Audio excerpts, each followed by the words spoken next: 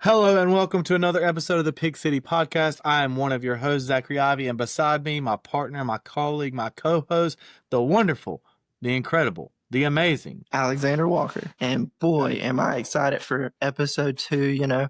We get to talk about the NFC South. Dude, we literally live in a state that has a team in this division. We got to love pulling for it. You know what I mean? Yeah, man. Fully hear you. I thought we made a commitment to not tell any fibs on this episode, but perhaps I guess I was incorrect and inconsiderate of the thoughts of others. Yeah, before we hop into it, we always want to start with a little wellness check. Obviously, we're in the middle of recording several of these. If you did not watch the AFC South pod, pause it, go watch it, come back. It's out by now. It'll be in the description and the link after that.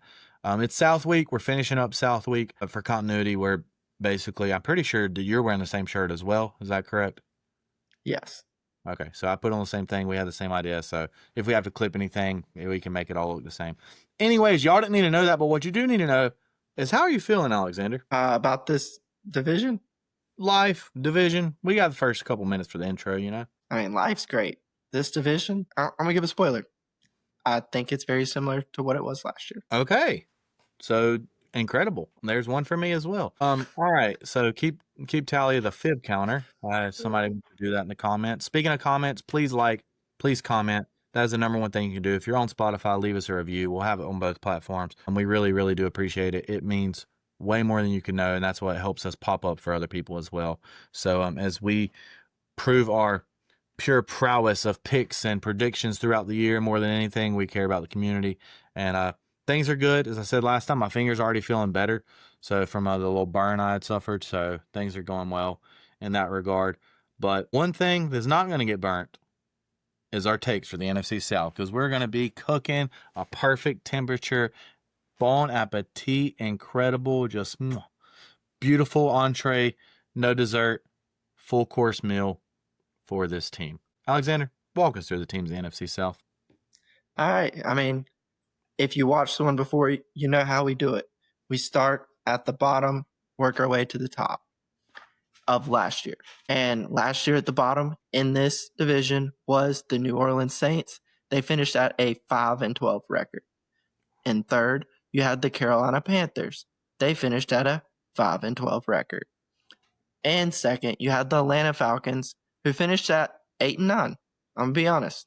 That kind of surprised me when I saw 8-9. And then the division winners last year was the Tampa Bay Buccaneers, who finished at 10-7. Yeah, and there will be a lot of similarities from the AFC South as far as the heights and ceiling of some of these teams, but I like a lot more players in this division personally. I know we talked about this a little before in the planning, but the team I'm the least excited about is the one we're starting with, the team that I predicted to finish fourth last year, and even though it was by tiebreaker against the Panthers, I did believe in the Panthers to have them third in the division. But we're going to start with the Saints, who were 5-12. Somehow they won 5 games. Actually not sure how. They have at quarterback, you basically get him as your third quarterback or undrafted at this point, is Tyler Schauf,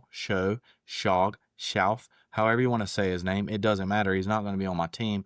And then the receivers, we have Chris Olave, currently going as wide receiver 3. We've seen his talent is all world. The fact that he is in such a bad situation kind of limits him, but is he really ever going to live up to what we thought he would be? We have Rashid Shaheed, who's a big hitter. You can get him in the 11th round right now, current to ADP. I think he's a pretty good football player, but they need more depth there, obviously.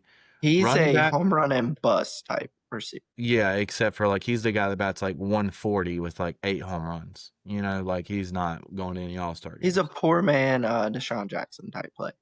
Don't ever compare them. Even as a poor man's version? That's too nice. You need to go the lowest levels of poverty possible.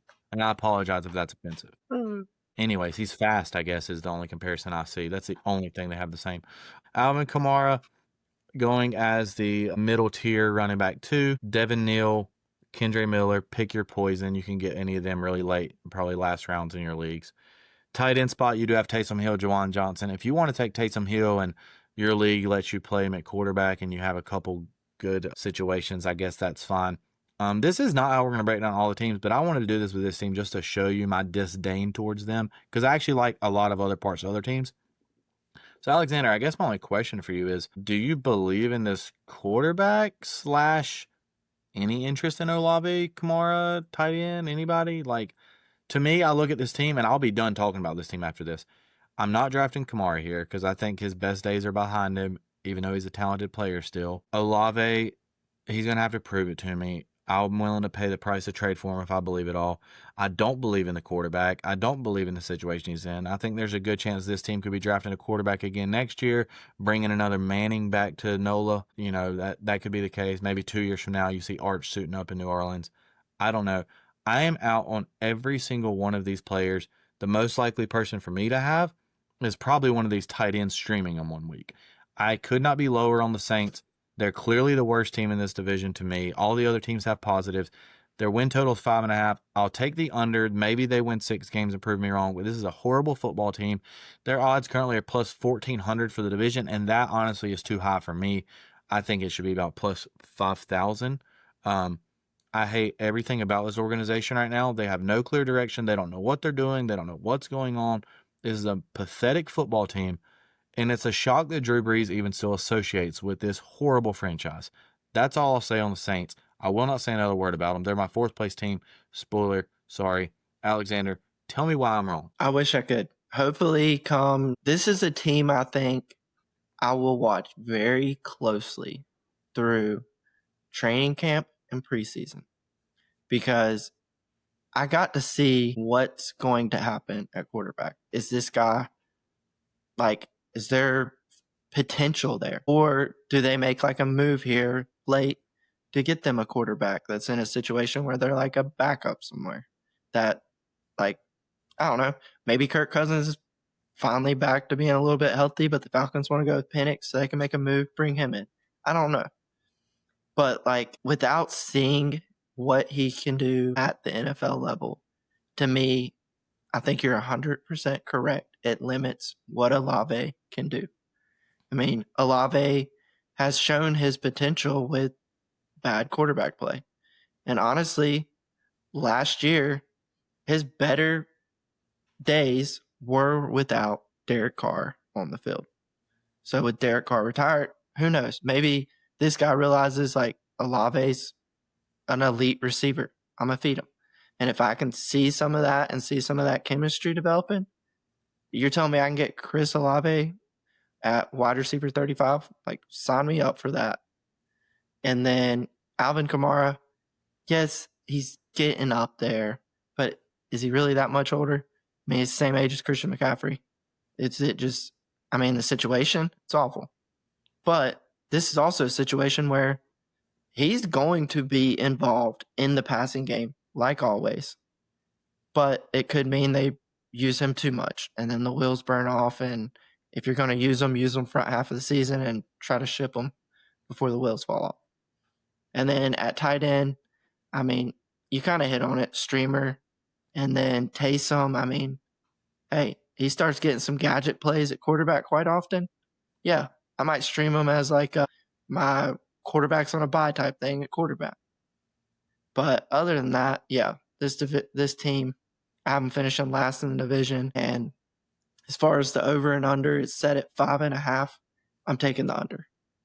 Yeah, that's the right call. I mean, we really should have half the teams over and under, technically. I guess we could be keeping up with that. I don't know if you marked that last time, but we can do it after. I know I said I wouldn't say anything else, but I just want to say, being drafted at similar positions, as much as I don't believe in the Titans overall, I would take Calvin Ridley over Chris Olave in every single draft and not even like have a hesitation because they both could be available. That doesn't necessarily mean I think Ridley's that much more talented. I do like Ridley more. Aren't they going in the same range too? Yeah, like basically the same pick. So, I mean, if they were traded for each other, I still would pick Calvin Ridley. So I'm not like, but. So you're just a Chris Olave hater. No, let me rephrase that. Because he went to the Ohio State? No, let me rephrase that. Not if they were traded for each other. If either of them went to a different team, Calvin Ridley I still would think is better. I think he's a better player, but that's not why I'm picking him. It's because this situation for Olave. Maybe he gets traded. Don't draft fantasy players hoping they get traded. Terrible strategy. So, yeah, I'll say this, and I'm going to judge us really quickly because I think we do a good job overall. If you disagree, leave a comment. If you agree, like it, leave a comment. Tell us you love us. We spent too much time on a team that is not worth our time. And I spent too much time last year watching. You know those memes or stuff in the offseason where it's like, man, if you could just give me football back, I'd take a Thursday night game between the Saints and the Titans in a 7-3 finish. No, I wouldn't. I would rather have my eyes be burned out than have to watch what I saw this team put on the field last year. And also, I'm working on this big, long project thing. Derek Carr is going to be one of the most overhated quarterbacks of our generation. So we can save that for another day, but I saw the little slight you gave to him. They wish they had Derek Carr quarterback. All right. Under fourth place for both of us. Moving on to, like you said, the hometown team, what a lot of people may be tuned in for. This is your time, Carolina Panthers fans. We're going to evaluate your team. Let us know why we're wrong. At least leave us a keep pounding in the comments. If this episode doesn't do well, this just proves this fan base don't have the juice that they used to when Cam Newton was dabbing on everybody, walked past in Charlotte. We got Bryce Young back at quarterback. Coming off a 5-12 season, he showed some promise, not thankfully, but benefiting by a bad car wreck by Andy Dalton.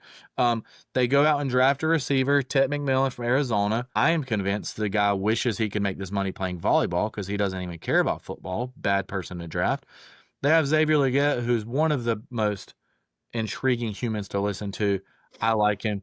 I'm glad he can't catch very well because the Eagles might have lost a terrible game last year to them. Adam Thielen, who's definitely my most targeted player last year for the Panthers and will be again this year.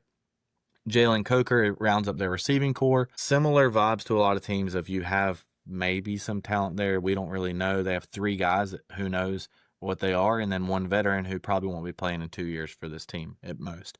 Running back group is Chuba Hubbard. They bring in Rico Dowdle and draft Trevor Etienne with the news that, of course, Jonathan Brooks is out again for another year. Hook 'em, but sadly hook 'em.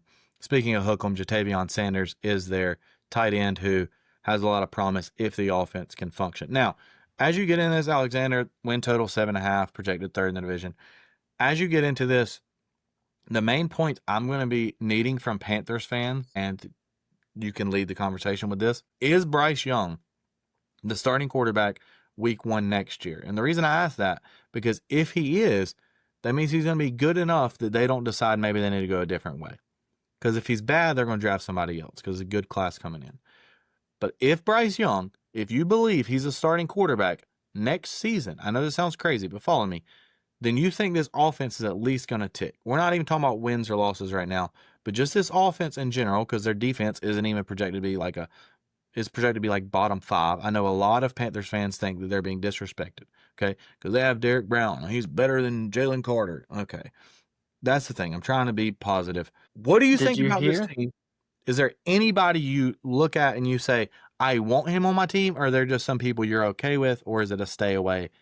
Persuade me, because I don't know where I'm going with the Panthers. This is a team where I'm not going out of my way to pick any of these players around a tier if they fall in. Like, it's one of those, they're going to fall in my lap and I'm going to have them in a tier and everyone else in that tier got taken and I'm going to feel like I got to steal. Like, I'm not a Bryce Young believer. Never was. When they took him at first overall, I said they were the biggest idiots I've ever seen. That CJ Stroud's a way better quarterback. And it ain't even close. And then I feel like last year, towards the end of the year, everybody felt like because Young was doing something like that he's back. No. Stroud was just in a situation where he wasn't having to go out there and try to take over a game. Like, he can just manage the game, which is what the Carolina Panthers want Bryce Young to do. And he finally started realizing last year, like, I just got to manage the game. But, I mean, he probably can't see the coach from the sideline because he can't see over his offensive line. But what do I know?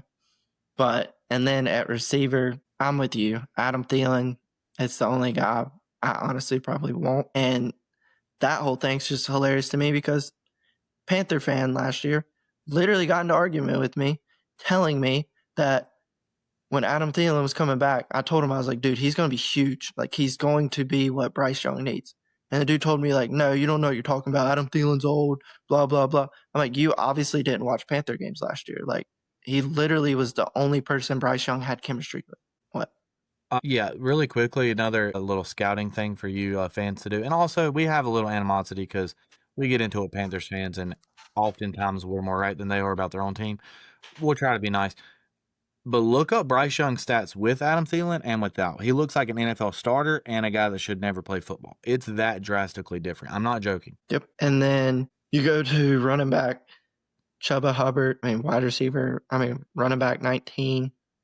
So that's RB2. But if I had him as my third running back, taking him for sure.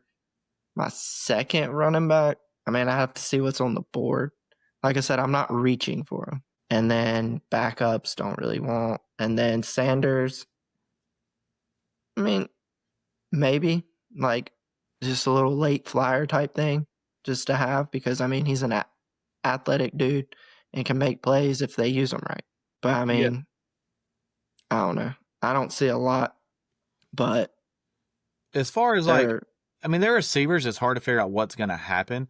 But do you like their offense and the trajectory? I know you're not a Bryce Young believer. Bryce Young proved me wrong for one simple fact. I thought he wouldn't start this year at all. So he's proven me wrong, at least to that regard. He did play well enough. But in all seriousness, Chuba Hubbard was probably the player last year I was the most wrong about because he actually ended up being very good. And when they paid him the contract, I'm like, what are you doing? Well, then Brooks gets hurt again, and they look decently smart if obviously they can build a team around a running back, which I don't know. That's another topic. But I like him. I would have no problem him being my second running back on my team. I'd play him. I think he'll be productive week in and week out.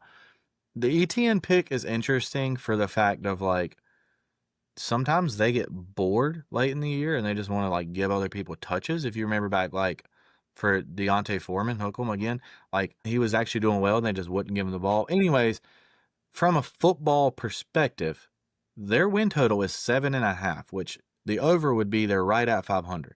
So that's 3 wins better than last year. I do think they're an improved team, and at some points last year they blew games and were not very good. And Bryce Young is at least competent and he's confident. You saw last year he started having a little more confidence, and I do think that matters. You look at their team. They've been able to, and I'm not comparing him to Baker because I think Baker's better by every metric, but kind of the same learning philosophy of they can make a quarterback be able to succeed when things don't look well. Obviously, you don't have the same receivers, and we'll get that team a little. But I'm overall, if I was grading +2 for the Panthers, if I was giving out points, I don't think it matters, though. I think they're kind of stuck where they are in this division. I guess best case, say finish second and maybe are in the hunt graphic with on week 13 or 14 when they start making it. I just don't see this team in the playoffs. I don't seem very good. Fantasy, I'm mostly staying away. But I don't hate them. I'm really not hating them. So are you going over or under? I think you have to go first on this one, don't you? Because I went first on last. I'll go first. I'm going under 7.5. Okay. I ain't even got to think about it.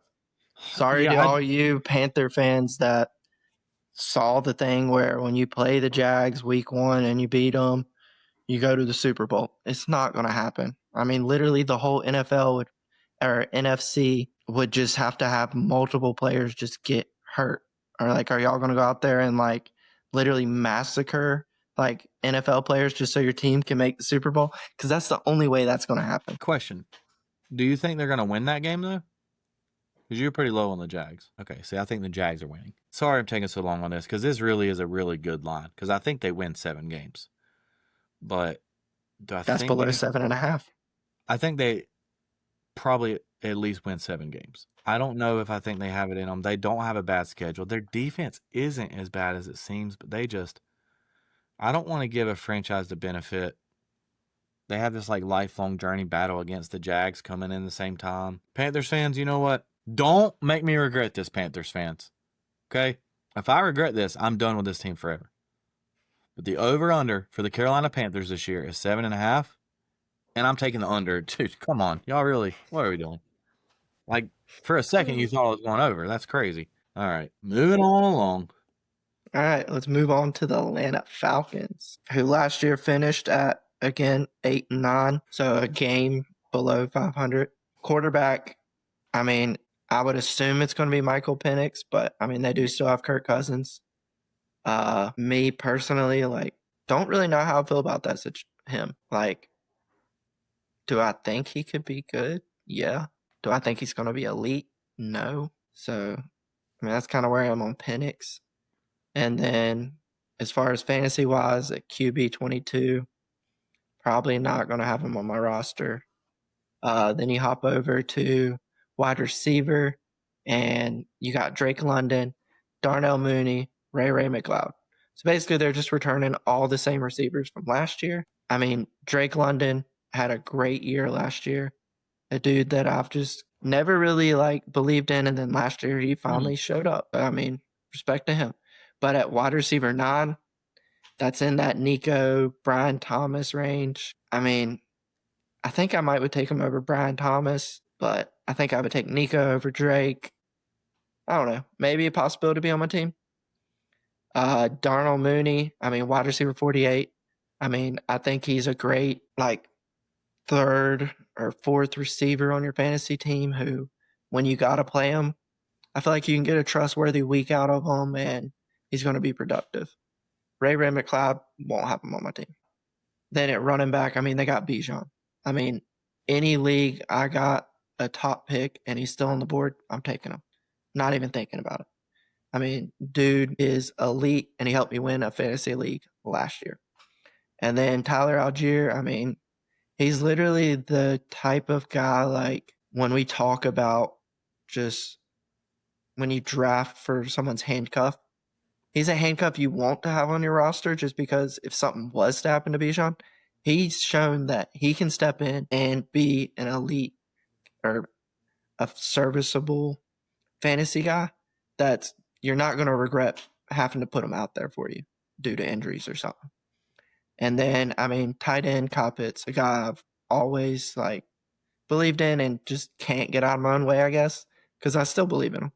I mean, tight end 18, give me all the Coppets you can. Sign me up. And then, of course, they have them projected to finish second in their division, and then their over-under is set at 8.5. So yeah, and that was fully breaking down every one on the Falcons. I'll just go at things that I kind of agree or disagree with. Left-handed quarterback in Atlanta. I'm not hoping he ends up somewhere, but seems to be a possibility. Sorry.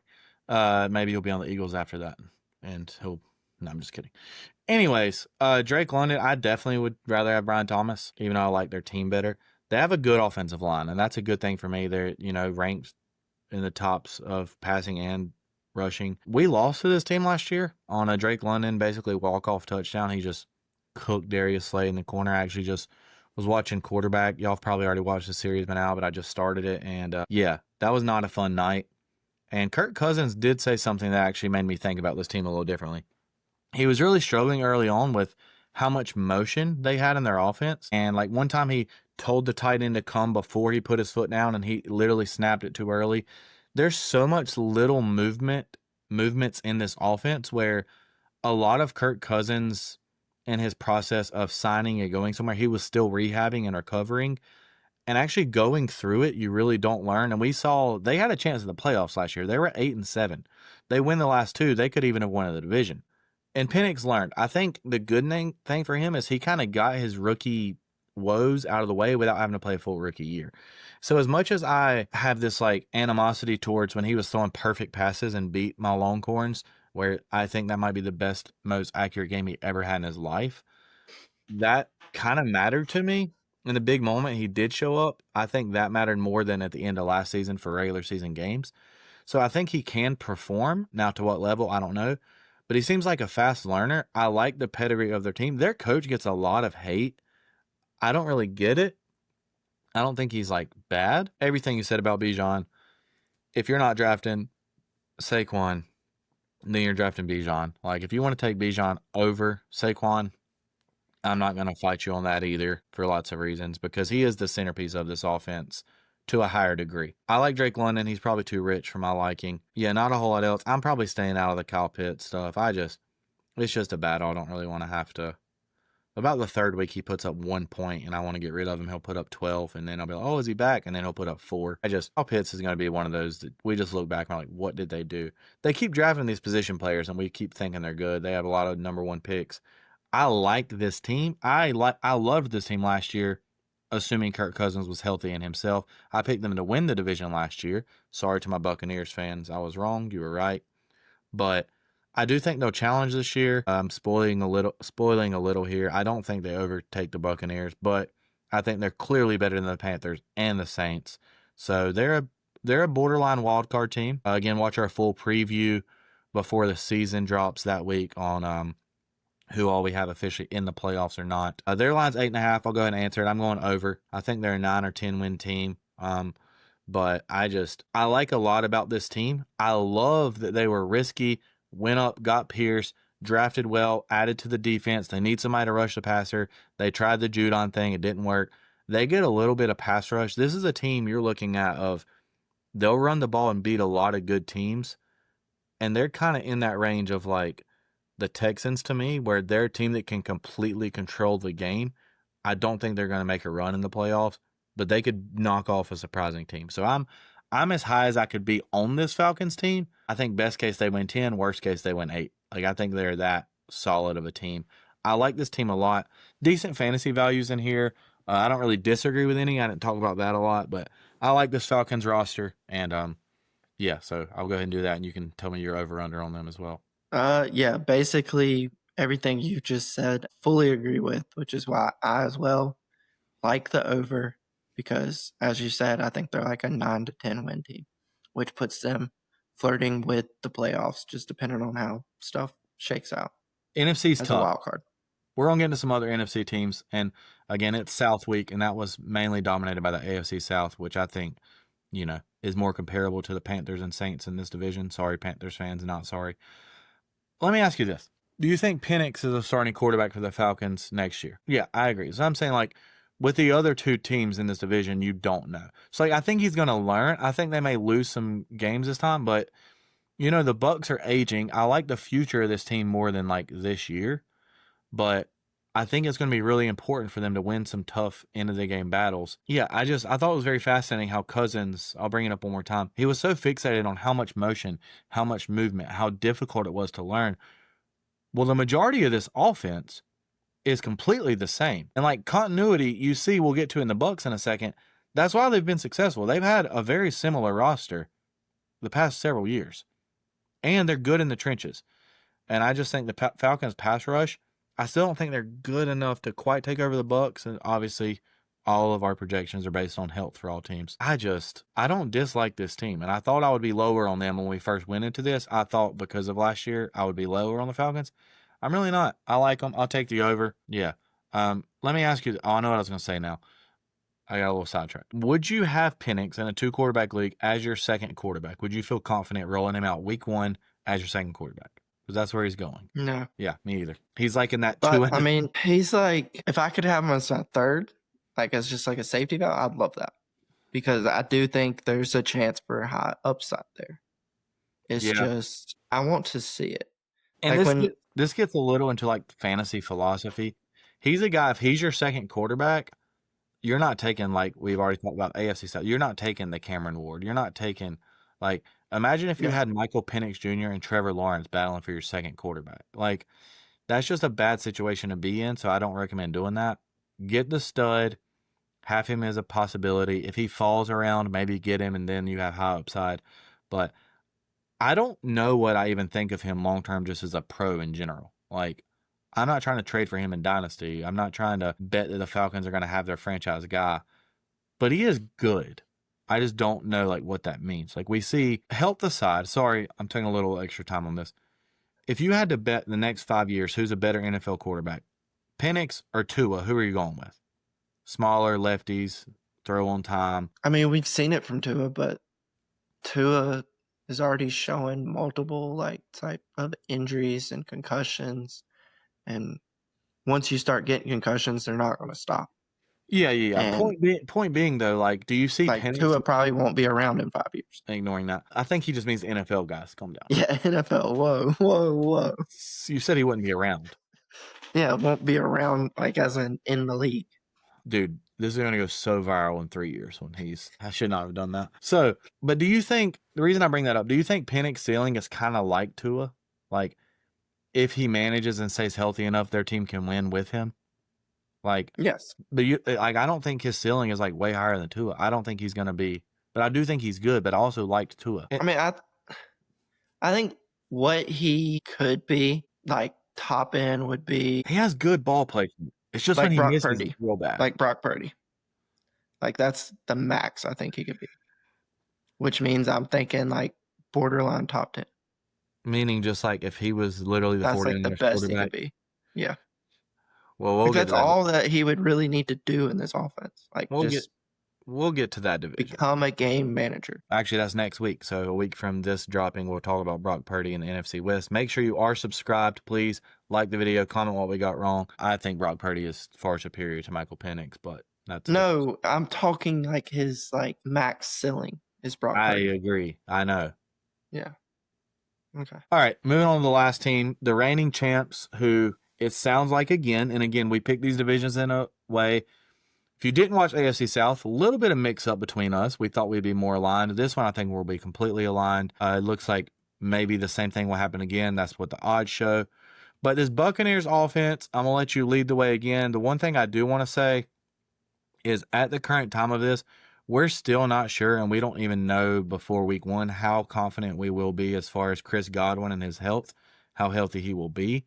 As far as like, is he going to be the second receiver out there every snap to start week 1? Or are they going to wean him back in? I don't know. If you already know that, let me know. But yeah, that's the only big thing I noticed with their starters. Hit us with the Bucs. The 4 times in a row now, is that right?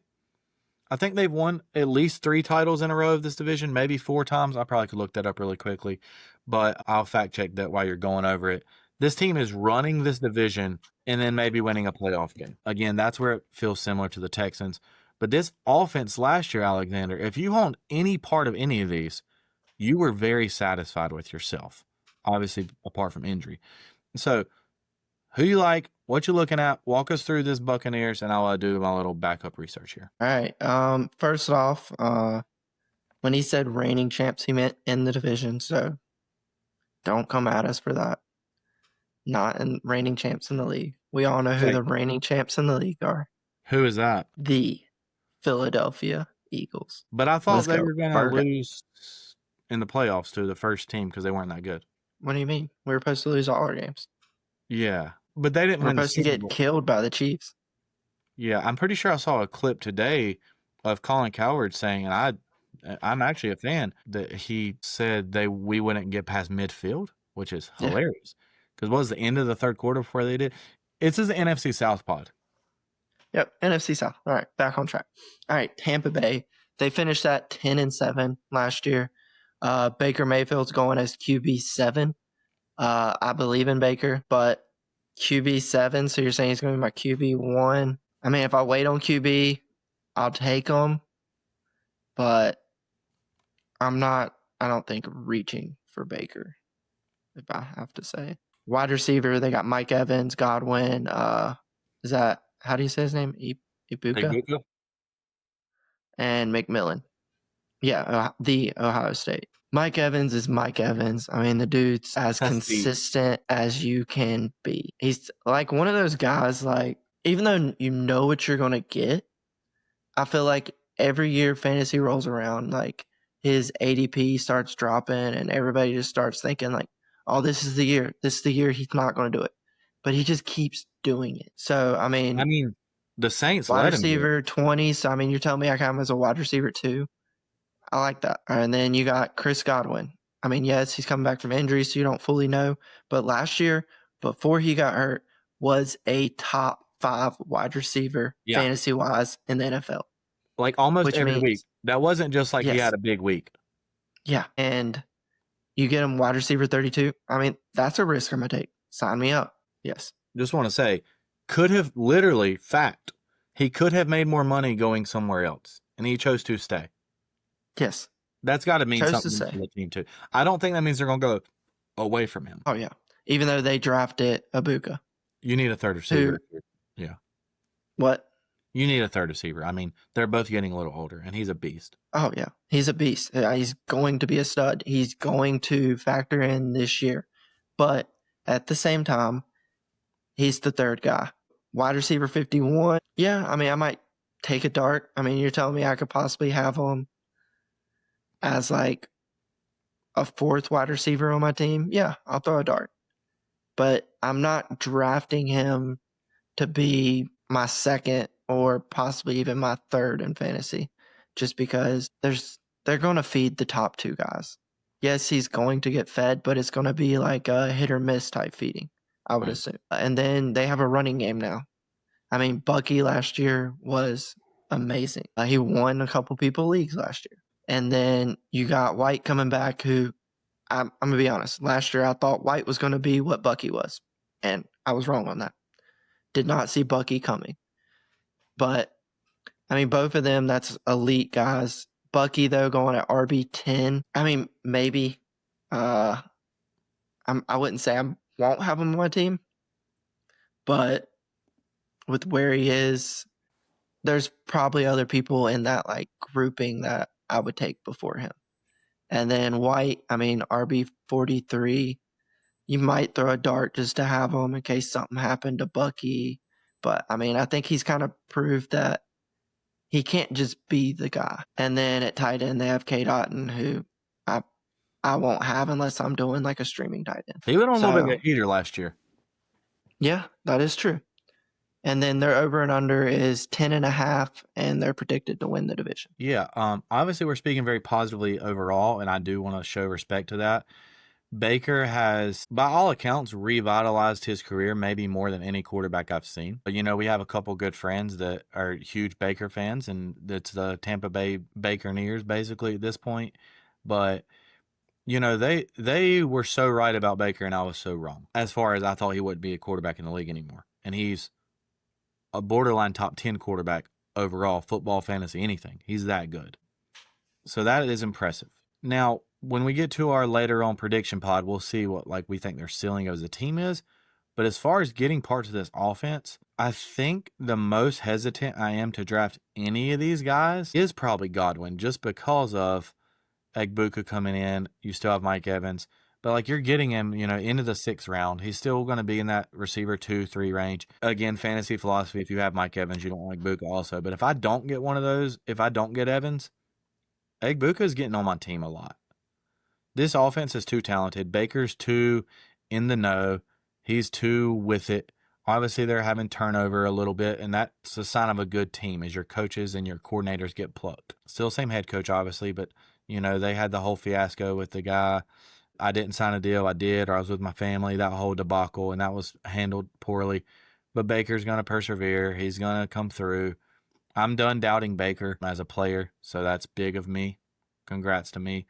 Bucky Irving is one of my favorite players, and for him to be, he's currently going as a top 10 running back. If he's your second running back, your team's going to the playoffs. So if you can manage your draft to do that and maybe find some receivers later, if you're willing to risk that, I would do it. If he's your number 1 running back, I still feel good with it because you probably went receiver first. I love Bucky Irving. He is an elite, I wouldn't even say running back. He's elite getting the ball, making people miss. So whether that's receiving out of the backfield, whether that's getting it on a toss, whether that's catching it on an actual route, I love Bucky Irving. He's so good. No real interest in the other running backs. I'm like, Rashad White might make it a few. But I just love their offense. I love that they have that trio, Baker, Mike, Godwin, together again. I'm a little worried offensive line-wise as far as what they're going to do. Also, he's not listed. He's going undrafted. They did draft Tez Johnson from Oregon in the very last round, so if he makes the team and he's a burner, McMillan out of here. And they had some success with, Scotty Miller, Trey Palmer, those type of just go-get-it guys. And I think Tez is better than all of them in that regard. Decent defense. I think it's just got to be a little better than last year. I think this is their division to lose. Over under 10.5. That means they have to go 11-6 is the over, and I feel completely comfortable with that. And yes, we spent more time on some of this team because it's better, but that's basically my final thoughts, Alexander. Do you have anything else you want to add to the Buccaneers? Just like you were saying, I'm fully comfortable taking the over with the Buccaneers. And yeah. Okay. So ain't got to think about it. This does seem a little boring, but we're going to do this for everything. My picks for the NFC South: in fourth place, I have the New Orleans Saints. In third place, I have the Carolina Panthers. In second place, I have the Atlanta Falcons. And in first place, I have the Tampa Bay Buccaneers. My picks for the NFC South in 2025 is in fourth place, the New Orleans Saints. Third place, Carolina Panthers. Second place, Atlanta Falcons. And in first place, the Tampa Bay Buccaneers. All right. And so before Alexander takes us out, thank you for staying with us. This probably will be the outro they watched the least because this may have been the most predictable based on how we talked about the teams. But Alexander, I enjoyed it. Another one down. The West week is next week. So we're excited for that. A lot to talk about. If you think we're going to be aligned on how all those divisions finish, you're probably a little crazy. Alexander, final thoughts. You got 30 seconds. Take us out of here with your final statements. My final thoughts are I'm excited for next week. We actually get more than just like one or two teams to talk about. The divisions get deeper, and we actually got to think, and it's going to be more like all over the place, which, hey, if you watched the first one, we didn't agree with what we saw happening in the AFC South. I didn't see that one coming. Really felt like South, we'd just be the same across the board, or I guess you could say South, our worst mix-up would be Jags and Titans, but that obviously wasn't the case. So that's interesting. But other than that, hopefully y'all tune in to the next episode, which will be the AFC West. So hopefully you join us. And with that, boys, Piglets, we're hogging off.